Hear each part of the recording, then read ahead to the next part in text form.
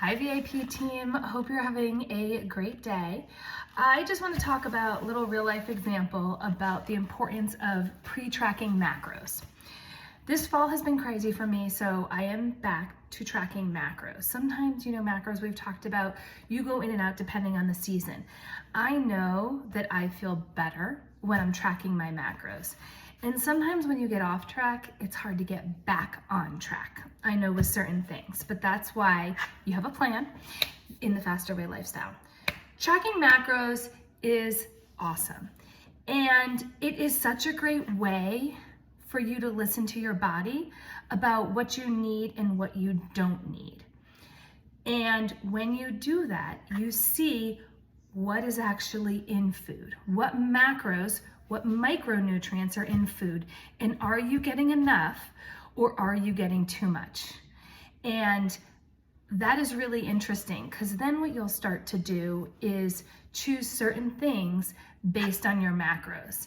Now, macro tracking is something that you don't need to do forever, but it is a good lesson in seeing what you're eating and how it affects your body, because you have different breakdowns of your macros. We may need to adjust those based on how you feel. I know some people love low carb days, some people hate it. So it just depends on your body. And there's a lot of bio individuality in terms of health. So if you aren't tracking macros and you want to, I definitely recommend you doing that. I know my 6-week round starts on Monday and I am jumping in as a client. And if you're interested in doing that, let me know. I know that will help me keep on track for the holidays. It doesn't mean I won't have fun, but I know going into the new year, I will feel the best that I can feel. So I'm excited about that, especially with this busy fall. So I want to show you an example of something that happens when you don't pre-track. Pre-tracking is such an awesome way to make sure you are meeting your macros. When you put in your food before, that's what pre-tracking is. It's sort of like a puzzle piece, whether you use my meal guide, whether you use a Faster Way meal guide, or whether you use foods that you have. It is a puzzle piece to make sure that you're meeting all of your macros within 5 to 10%. And I did not do that today. So it's the end of the day, I just had my dinner, and I see that I need a lot more protein, I need a lot more carbs, I don't need any more fat. I'm good at eating fat.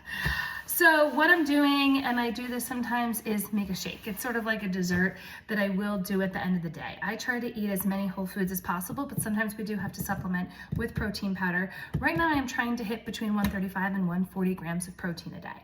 And a lot of times that is just a lot of volume of food without adding some protein powder. So I do put collagen in my coffee every day, and that is like the conditioner on top of the shampoo. I do not count that in my macros, even though it does have protein in there because it's not a complete protein. So what I am doing is I put some almond milk, I put a scoop and a half of protein powder. I don't know if you've ever tried that.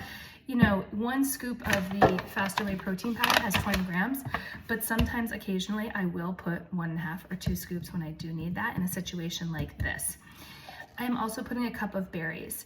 I have frozen berries in here, and then I also use some of the kids' leftover berries when they don't eat them. And they're sort of like mushy, the raspberries. I will put those in here too. So I know also that I was down 300 calories and all of these macros. I could have looked at that and said, I'm good. But I know that when I eat my macros, I feel better. So I know if I don't have this shake, I will not have the energy or the strength to do the workout tomorrow. So that is also something to think about. I know most people probably undereat, and that may be a reason why you are not gaining muscle, losing fat, or maybe you're at a plateau and your macros need to change. So this is a real life example of letting you know it happens to me too. And I know what I'm learning from this is that tomorrow I'm going to pre-plan. I'm going to put them into the app before the day starts. What also helps when you pre-track is preventing yourself from grabbing something that you wouldn't normally grab. So even if you're on the go, making some of those things, when you're tracking, it also helps to repeat meals so that you don't have to put in everything individually. What I love about the app is when you can scan barcodes. I love that. It takes like 2 seconds. And oftentimes I will eat some of the same meals, low carb days, regular macro days, and have some of those things ready to go, even my snacks. So if you're interested in tracking macros, learning about macro tracking, let me know. I am actually taking an extra certification about macro tracking, which I am super excited and I'm going to share for you. I am always trying to grow and evolve and learn so that I am a better coach for you. So if you have any questions about macros, let me know. But otherwise, I hope you have an awesome day. Bye.